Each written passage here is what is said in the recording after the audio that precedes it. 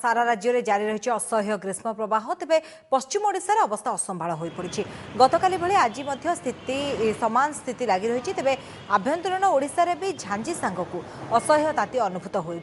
उपकूल में गतकाली तापमात्रा पुणी बढ़िया आरंभ हो डहडह खरारे सिझी उपकूल ओडिशावासी से राज्य में अंशुघात मृत्यु अभियोग संख्या 73 में पहुंची से अंशुघात प्राण हर लोकंर परिवार लोकंकु 50,000 टंकार सहायता राशि मिलिबो बोली एसआरसी सूचना देइछन्ति ता सहित ग्रामांचल में पानी जोगाइबाकु 1000टी टैंकर व्यवस्था हेबो बोली कहिछन्ति। स्टाफ इंजीनियर मानकर छुट्टी माननीय मुख्यमंत्री से घोषणा करछन्ति जो मैंने वाटर सप्लाई रिलेटेड समस्त छुट्टी बातिल कर दिखाई काली रविवार संजोग हेल्पलाइन कार्य कर ओका को कही कौन से दिन बर्तमान till temperature is brought to normal monsoon break हवा जाए संजोग हेल्पलाइन प्रत्येक दिन काम कर कहले प्रति राज्य सरकार राज्यर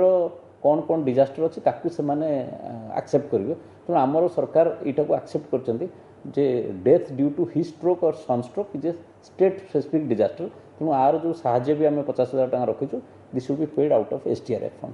आम बर्तमान जी टैंकर लगेलु रूराल और अर्बान एरिया रे एसआरसी ऑफिस आम जो खबर दीचु पाखापाखि 1000 टैंकर लगे आउरी टैंकर स्टैंड बाय अच्छी ये दरकार पड़ो तेणु कौन प्रकार ये सब समस्या हेनी लोक मैंने जो जगार पानीर असुविधा अच्छी जनइले जो ट्यूबवेल ड्राई अप हो जाए it will be ensure that the tanker जरिया पानी डेली सप्लाई करा टिल नॉर्मल सीज रिस्टोर।